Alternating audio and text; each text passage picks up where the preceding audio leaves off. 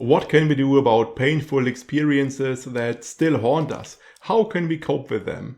Expressive writing can be a quite valuable tool here, and today we will find out how it works. Welcome to the Soft Skill channel. My name is Sebastian Jung, and today I'd like to introduce you to expressive writing. I will briefly describe what expressive writing is and what benefits it has. Then I will explain how you can use expressive writing, and finally I will briefly discuss my own experiences with the method. So, what is expressive writing all about? In 1986, the psychologist James Pennebaker performed a study where he asked participants to write about the most traumatic experience in their lives. And it turned out that the mental and physical health of the participants improved afterwards. This study was the beginning of what became the method of expressive writing. It can help with the wide range of issues. Classically, it's used to better deal with traumatic experiences. However, it can also help with less severe problems. It helps with issues that are emotionally bothersome to us, things that keep coming into our minds, that we keep ruminating about, keep thinking about, maybe things that keep us awake at night when we are trying to sleep, things like that. One small warning at this point: if you are suffering from any psychological issues such as depressions or other problems, I would recommend to use expressive writing only with a therapeutic supervision, because in such situations it is unclear if it cannot also lead to problems. So here I recommend to be careful and to use it in the as part of a therapy. Expressive writing can have a wide range of benefits, a wide range of positive effects. First and foremost, it will help us to better cope, better deal with emotionally upsetting experiences, with emotionally troubling topics. However, it also has positive effects, for example, on our physical health and on other areas. One small shortcoming here is that expressive writing does not work for everybody. In studies, the result usually was that there were benefits, positive improvements for most of the participants who used expressive writing, but there were also always some people where there were no measurable positive effects. So what James Pennebaker recommends here is to be your own scientist, to try the method, try to figure out what works for you and if you can benefit from expressive writing. So this is what we want to do, which begs the question: how can we use expressive writing? And it is pretty simple. We can basically just sit down and start writing about the topic that gives us trouble. In writing, explore our thoughts and, very importantly, our feelings about this topic. Now you might wonder, how long should I write? How often should I write? Here, a common approach that was also used by Pennebaker in that very first study is to write for 15 to 20 minutes on 4 consecutive days each. This is a common approach that has proven to work well. So if this sounds good to you, you can use that. However, if you would rather do it some other way, this should work fine as well, because this schedule of 4 days and 15 to 20 minutes each in that first study by Pennebaker and his colleagues, that was merely used back then because they only had the rooms on certain days and for certain times. So it was merely based on practical considerations.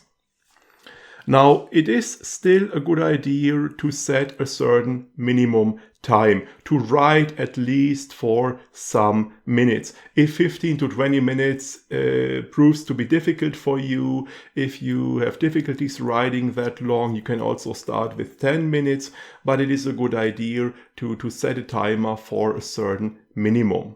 This is really only a minimum, so if you would like to keep going after the timer rings, feel free to go ahead. This is perfectly fine. The idea here is merely to continue at least for a couple of minutes. As I said, writing for 4 consecutive days is a proven approach.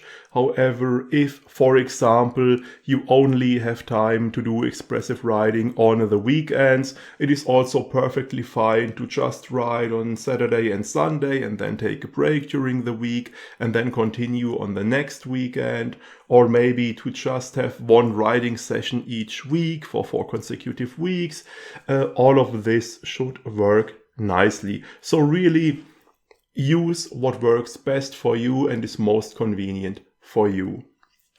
And if you would like to keep going after those first 4 writing sessions, feel free to do so. If you have still more topics to explore or more aspects of the topics you have written about, this is perfectly fine. The only thing that would be a bit problematic is if you get stuck on a topic. If you notice that you keep writing about the same topic and the same aspects of that topic in the same way, that the texts you create are always similar and you can't really move on or can't really progress, this would be a bit of a problem. So in such a case, take a break for a few days or try to consciously switch to another topic, then you should be fine. So overall, I think expressive writing can just be a tool in your personal toolbox that you rely upon whenever the need arises, when you are in a situation, when you are dealing with a problem where expressive writing is applicable and can help. Now you might wonder which topic to choose for your writing sessions. As I explained before, it should be something that burdens you, bothers you, that you keep thinking about in your daily lives, that is troubling you in some way. One warning here: if you want to apply expressive writing for a traumatic experience, it has turned out that it won't work very well right after a traumatic experience. So if you just experienced something really bad, and it is all quite fresh and happened very recently, expressive writing might not work well for you. It usually works well if some time has passed since the event. If a few weeks or a few months have passed, but you still can't get this experience out of your mind, it is still troubling you, this is a situation where expressive writing will work well. And finally, one thing you should avoid is to unnecessarily reopen old wounds. So it would not be a good idea to say, oh well, I had a really bad experience in my childhood and I really managed to cope with that and basically forget about it and it doesn't bother me anymore, but maybe I should dig it up again and deal with it again. Now this is not a good idea. If you are finished with it, just let it rest. Mm, about the surroundings and the conditions you write in. Pennebaker recommends to turn writing into a bit of a daily ritual, so to write at always the same time and at the same place, and maybe have a nice place that you make comfortable for yourself, and maybe that is a different place than where you work each day. If this is possible for you, it is a good idea. However, it should not be a major problem if you can provide such a place. Really use what is convenient and comfortable for you. And this also applies to the method. So if you prefer to write by hand, feel free to do so. If you would rather type on a keyboard, again, this is also perfectly fine. Select what suits your personal preferences. Now, what should you keep in mind during writing, when you're really sitting down and writing and doing it? Now, first of all, it is important to keep in mind that things like form, style, spelling, grammar, all of those really don't matter. Don't bother. You don't need to bother correcting mistakes if you don't want to. You can just keep going. Don't worry about producing a text that is stylistically perfect or something like that. That really doesn't matter. Important is that you really explore your feelings about the matter. It is perfectly fine if you switch topics during a writing session. Let's say you started writing about some childhood experience, but then you switch to current problems in your marriage. This is perfectly fine. Just go with the flow. If you feel the need to write about a certain topic at that moment, just do so. However, what would be a bit of a problem is if you avoid the topic and get sidetracked. For example, you don't write about the traumatic experience and instead you write about what you would like to eat for dinner, something like that. Then you should maybe better return to the actual topic. One thing that is useful is to keep in mind to maintain a positive outlook, a positive perspective. Keep in mind that you are doing this because you want to cope with a problem and get over it and move on, and that you have a positive direction in mind. Now, of course, this doesn't mean that you should force yourself to view matters in some overly positive light, like saying, oh, now that I've lost my left arm, I will only need half as much hand lotion, but that you maintain this idea that you want to move forward, that you don't dwell on negative emotions and self-pity excessively, but that you keep in mind that you want to move on. That should be helpful. And one final and quite important rule is that you, if you at any point feel like you are about to freak out, that you are touching a topic that is maybe too difficult for you at this point, then just stop. Just stop writing or switch to a different topic. Don't force yourself to continue in such a situation. Just stop, then you should be perfectly fine. One warning: after writing, you might first experience a negative emotion. You might feel some gloom or some sadness, similar to what you experience after watching a sad movie. However, this feeling should dissipate rather quickly, should dissolve within a few hours. And after that, people usually feel good about the writing experience and are glad to have done it. Now, you might wonder what to do with the texts that you have created. This is again really up to you and up to your preference. If you want to destroy the text that you have written, feel free to do so. If you want to keep it, maybe read it again later, maybe even edit it again later, this is also perfectly fine. If you think this is helpful to you, go ahead, give it a try. As I said before, be your own scientist.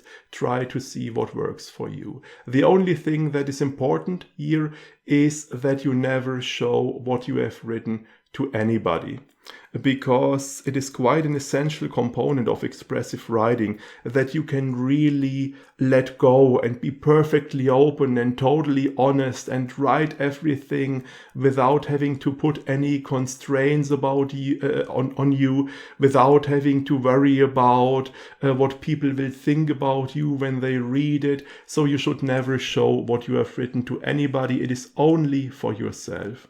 But apart from that, it's really up to you what you do with your texts.